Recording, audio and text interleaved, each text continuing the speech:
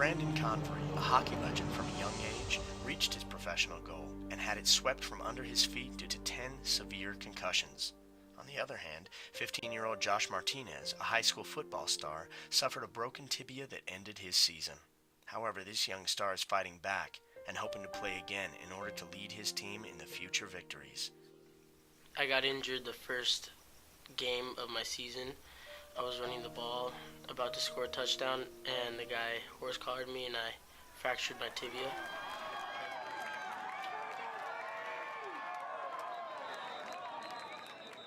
When I saw Josh go down, I kind of waited, and when he stayed down for a long time, I knew something was wrong.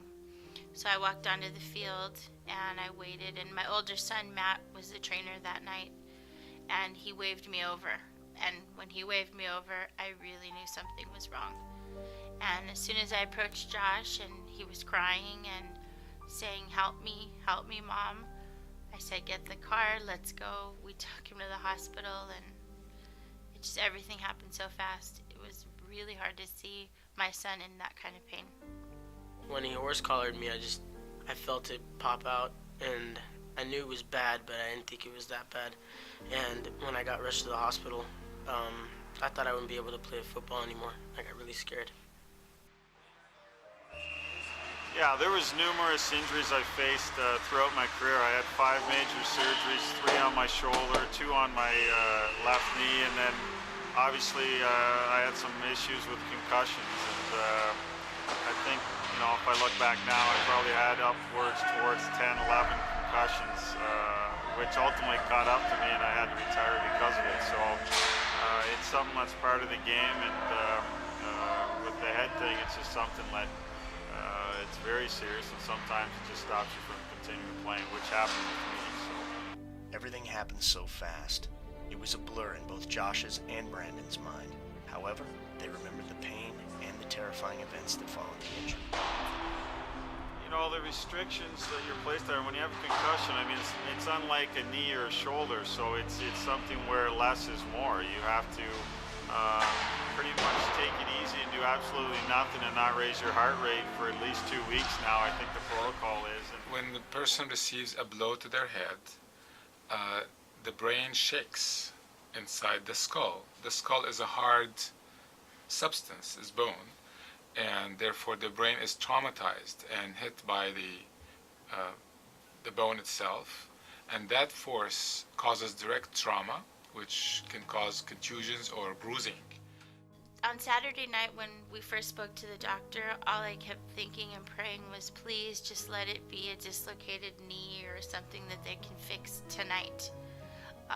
But when they came in and said he needed surgery, I was afraid. The pain was just really bad. I just wanted it to end. I felt like it would never end. I needed those pain medications really badly, that's why. And they put me into surgery, which I guess took a couple hours. And just laying there at night and sleeping there was just horrible because my back was killing me, my leg, I couldn't move at all. And then I had to wake up in the middle of the night and asking them for pain medication every single night. Athletes train their whole lives to accomplish their dream of playing professional sports, the same dream they had when they were kids. Josh was pretty much born with a helmet. My oldest son used to play flag football. Josh was 2, and he would strap the flags on and run up and down the sidelines with the team. I'm from a small town in Canada, so it's kind of like everybody plays. My father played, had a pretty long career as well. My brother played as well, so it's just something that comes naturally back home. And it progressed all the way to the NHL, and I was very fortunate. And now I'm involved in coaching and doing other things like I mentioned, so it was a fun journey. I was a starter last year on varsity, and I was supposed to play this year, starting running back. I was doing really good. I saw my stats after I got hurt. I had 12 tackles, an interception, and a touchdown, and a 2-point conversion. To the best of their ability, both did what they could in order to rebuild their lives. However, this process is very slow and painful and requires a lot of work. On my first day of therapy, he had me laying down, had my leg up on a yoga ball, and he tried to make me go back and forth, but I could barely bend my leg. it barely got up to 10 degrees, but now I'm at 140. The therapists that we've had thus far have been wonderful. They've taught us not only how to handle the leg, how to strengthen the leg. They've just been really great. I'm so grateful. We were very blessed to have them. I could almost bend my leg all the way, but it's really weak, so I just gotta strengthen it, and then I'll be back playing track. For the hockey star, all was lost. He didn't know what to do or how to continue. For the football hopeful, not only do his dreams remain doubtful, he himself has more to worry about, something not to be ignored. It took me 5 years to ride a bike again. I really couldn't work out or do any physical activity for 5 years, and I think that's what happens over time, the cumulative effect of multiple concussions. It can really do some serious harm, but with the headaches and the sensitivity to light, and even when people were just speaking loud, it was a huge challenge, and something that I'd never want to experience again. So the physical therapist said I had 2 months to get it back to the way it is now, or else it would stay stiff and I wouldn't be able to bend it anymore. He only has a small window of time, or the scar tissue becomes bone. And so he will never be able to bend his knee, the way we normally do. I can't jump, I can't run, and I couldn't play the whole season. I can't play any other sports, and it was supposed to be my year.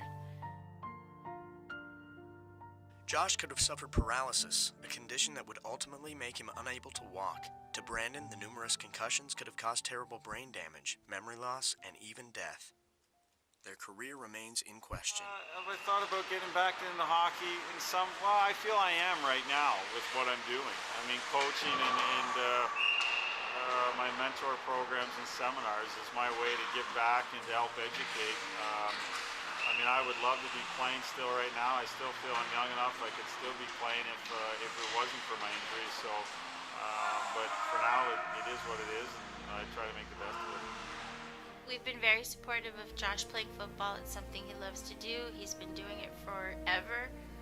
But now, I'm not so sure that I want him to go back and play football. I'm pretty nervous about it. Despite the pain and the uncertainties, there is a silver lining. Still one more thing that separates their injuries from complete disaster: perseverance. Yeah, I'm looking forward to playing football again, but I'm still really nervous because there's a chance that I might break it again. But I just gotta get that out of my head and play the game. I'm reminding myself next year I'm gonna play hard and just be a starter. And I'm gonna continue playing football, but it's gonna be really hard for me because of this break. And every time I go in, I'm gonna think that there's a possibility of re-breaking it. Well, you gotta look after them. You gotta look after your body. I mean, as athletes, the body is your temple. A career can be sidetracked or destroyed in an instant. For these two competitors, they have seen the darkest side of reaching their dreams. They have one goal, though: to get better and to get back to the game they